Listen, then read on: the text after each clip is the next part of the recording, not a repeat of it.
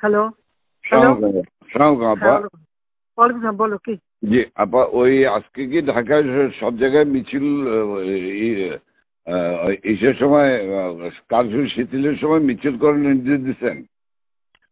না, মিছিল না, যদি ওরা নামে টামে আমাদেরও প্রেজেন্সটা থাকা দরকার ওইভাবে। জি, কিন্তু মিছিল কি করবে? না না না না না, মিছিল করবে না। তাহলে মহানগর থেকে নির্দেশ দিয়ে দিয়েছে সব ওয়ার্ডে সব জায়গায় মিছিল করার জন্য, তাহলে এটা বন্ধ করাই না? দাঁড়ো দাও দাও, ওদেরকে কে বলছে মিছিল করতে? ওদেরকে মহানগর থেকে বলছে। মহানগর যে বলছে তো, মহানগরে কেউ না কেউ বলছে তো। জি জি। স্যান্ডেলিনা সো, রূপচর্চায় আভিজাত্য। সেটা একটু জিজ্ঞেস করো তো। জি, আমি জিজ্ঞাসা করছি, আমাকে মোহাম্মদপুর থেকে ফোন করলো, মোহাম্মদপুর আদাবর থেকে, যে আমাদের মিছিল করা অর্ডার করেছে। উত্তর থেকে কাদের ভোলার কাদের ফোন করছে। ভোলার কাদের তো একটা মিথ্যে কথা, ওর কথা কই না তো, ও খালি জি আপা, জি আপা। ওটা জানো না, ও সবসময় কিন্তু মিথ্যে কথা কয়। আপা তাহলে আমি একটু খবর নিয়ে আমি মির্জা আজমকে জিজ্ঞাসা করি। হ্যাঁ, মির্জা কে বলছে কি, যদি ইন্টেলিজেন্স বা এদের থেকে বলা হয় করতে পারে যে আমাদের প্রেজেন্সটা থাকলে তখন ওরা নামতে সাহস পাবে না, এটা সাপোর্ট হবে। জি, এটা হতে পারে, বাট তাহলে তোমাকে একটু জিজ্ঞেস করে নিতে হবে। আমি ওদেরকে হেল্প করার জন্য হতে পারে, কিন্তু মির্জা আজমকে জিজ্ঞেস করে যে মির্জা আজমকে কে বলছে। জি, ওরা জিজ্ঞেস করে আমার জানাও। আমি জানছি।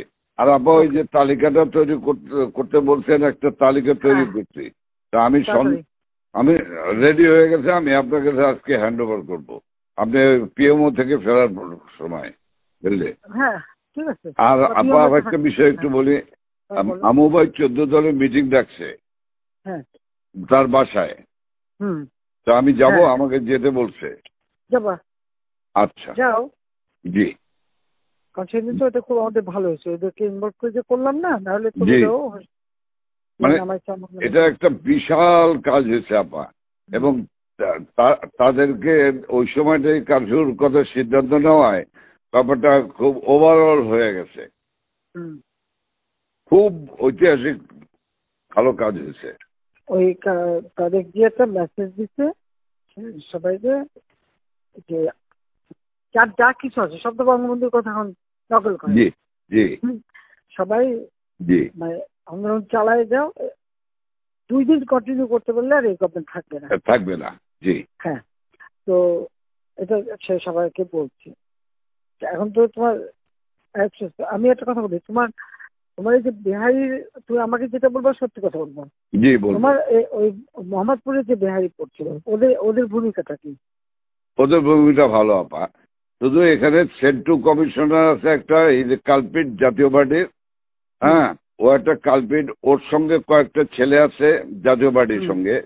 ও তো ওই এলাকার কাউন্সিলর, ওর কাছ থেকে বেনিফিট নেয়। এই গুটি কয়েক ছেলে, ধরেন 15-20টা ছেলে, তারা সব আমাদের তাহলে ওরা পিক আপ করতে হবে। সেন্টু হলো সমস্ত মানে রুট অফ অল ইভিল। ওটাকে ধরাবো, ওটাকে ধরবে। আর এছাড়া আমার মোহাম্মদপুরের সব ঠিক আছে, শুধু পল্লবীটা ডিস্টার্ব। আজকে ওরা সব ক্যাম্পে নিয়ে পল্লবী সব নিয়ে মিটিং করতেছে। ওই নাসিম আলীর ছেলে হারুন, ও চলে আসছে রংপুর থেকে। ও চলে আসছে, ও মিটিং করতেছে আজকে। আইসে ও স্টেটমেন্ট করবে একটা। আমি বলছি তোমরা স্টেটমেন্ট করো। ঠিক আছে, ওরা আজকে স্টেটমেন্ট করবে আপা। কিন্তু সেন্টুরি ধরলে তো আবার জাতীয় পার্টি চাপবে। চুপ করো, জাতীয় পার্টি যেতে আমাদের কি আসে যায়? আচ্ছা, বাহ, আমার জাতীয় পার্টি আর কত দরকার নেই পার্টির। না না, ওই যে জিন্নালাস আমি বলে দিচ্ছি, যেটা ডিস্টার্বিং এলিমেন্ট বলো, আমি এবার একটা থাকবো না, সব সাফা করবো।